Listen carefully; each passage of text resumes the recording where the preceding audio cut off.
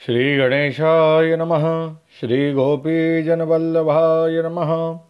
श्रीमद्भागवत महापुराण पंचम स्कंद अथ चतुर्थोध्यायः। ऋषभदेव जी का राज्य शासन। श्री सुखदेव जी कहते हैं, राजन, नाभिनंदन के अंग जन्म से ही भगवान विष्णु के वज्र, अंकुश आदि चिन्हों से युक्त थे।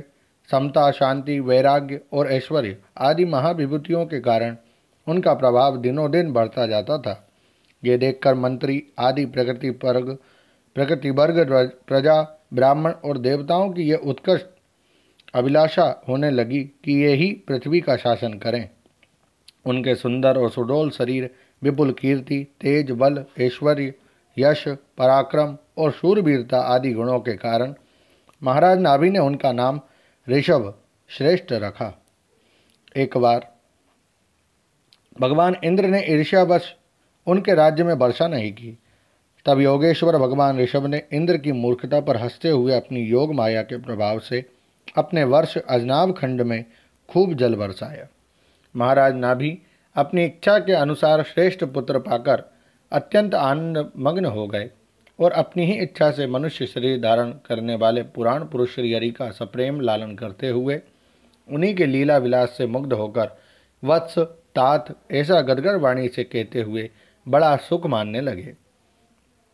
जब उन्होंने देखा कि मंत्रिमंडल, नागरिक और राष्ट्र की जनता ऋषभदेव से बहुत प्रेम करती है, तो उन्होंने उन्हें धर्म मर्यादा की रक्षा के लिए राज्याभिषिक्त करके ब्राह्मणों की देखरेख में छोड़ दिया। आप अपनी पत्नी मेरु देवी के सहित बद्रिकाश्रम को चले गए। वहाँ अहिंसा वृत्ति से, जिससे किसी को उद्वेग न हो, ऐसी कौशलपूर्ण तपस्या और समाधि योग के द्वारा भगवान वासुदेव के नर नारायण रूप की आराधना करते हुए समय आने पर उन्हीं के स्वरूप में लीन हो गए। पांडुनंदन, राजा नाभि के विषय में यह लोकोक्ति प्रसिद्ध है। राजर्षि नाभि के उदार कर्मों का आचरण दूसरा कौन पुरुष कर सकता है, जिनके शुद्ध कर्मों से संतुष्ट होकर साक्षात श्रीहरि उनके पुत्र हो गए थे। महाराज नाभि के समान ब्राह्मण भक्त भी कौन हो सकता है, जिनकी दक्षिणादि से संतुष्ट हुए ब्राह्मणों ने अपने मंत्र बल से उन्हें यज्ञशाला में साक्षात श्री विष्णु भगवान के दर्शन करा दिए। भगवान ऋषभदेव ने अपने देश अजनाभ खंड को कर्मभूमि मानकर लोक संग्रह के लिए कुछ काल गुरुकुल में वास किया। गुरुदेव को यथोचित दक्षिणा देकर गृहस्थ में प्रवेश करने के लिए उनकी आज्ञा ली। फिर लोगों की गृहस्थ धर्म की शिक्षा देने के लिए देवराज इंद्र की दी हुई उनकी कन्या जयंती से विवाह किया तथा श्रोत स्मार्त दोनों प्रकार के शास्त्रोपनिष्ठ कर्मों का आचरण करते हुए उसके गर्भ से अपने ही समान गुण वाले 100 पुत्र उत्पन्न किए।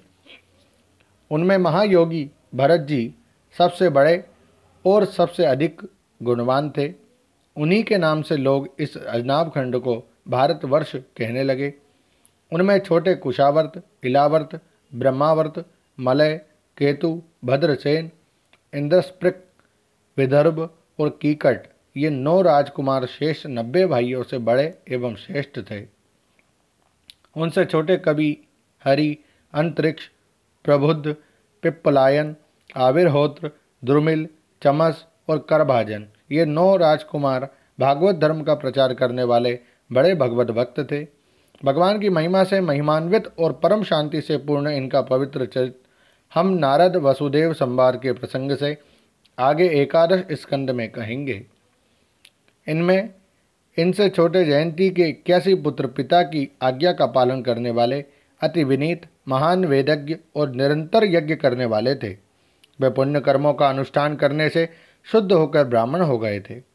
भगवान ऋषभदेव यद्यपि परम स्वतंत्र होने के कारण स्वयं सर्वदा ही सब प्रकार की अनर्थ परंपरा से रहित केवल आनंदानुभव स्वरूप और साक्षात ईश्वर ही थे, तो भी अज्ञानियों के समान कर्म करते हुए उन्होंने काल के अनुसार प्राप्त धर्म का आचरण करके उसका तत्व न जानने वाले लोगों को उसकी शिक्षा दी। साथ ही सम, शांत, सुहृद और कारुणिक रहकर धर्म, अर्थ, यश, संतान, भोग, सुख और मोक्ष का संग्रह करते हुए गृहस्थाश्रम में लोगों को नियमित किया। महापुरुष जैसा जैसा आचरण करते हैं, दूसरे लोग उसी का अनुकरण करने लगते हैं। यद्यपि वे सभी धर्मों के सार रूप वेद के गुण रहस्य को जानते थे, तो भी ब्राह्मणों की बतलाई हुई विधि से साम दानादि नीति के अनुसार ही जनता का पालन करते थे। उन्होंने शास्त्र और ब्राह्मणों के उपदेशानुसार भिन्न भिन्न देवताओं के उद्देश्य से द्रव्य, देश, काल, आयु, श्रद्धा और ऋत्विज आदि से सुसंपन्न सभी प्रकार के 100 यज्ञ किए।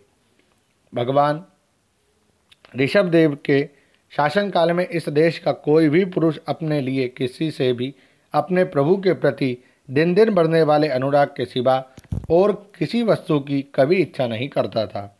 यही नहीं, आकाश कुसुमादि अविद्यमान वस्तु की भांति कोई किसी की वस्तु की और दृष्टिपात भी नहीं करता था। एक बार भगवान ऋषभदेव घूमते घूमते ब्रह्मावर्त देश में पहुँचे। वहाँ बड़े बड़े ब्रह्मर्षियों की सभा में उन्होंने प्रजा के सामने ही अपने समाहित चित्त तथा विनय और प्रेम के भार से सुसंयत पुत्रों को शिक्षा देने के लिए इस प्रकार कहा। ओम नमो भगवते वासुदेवाय।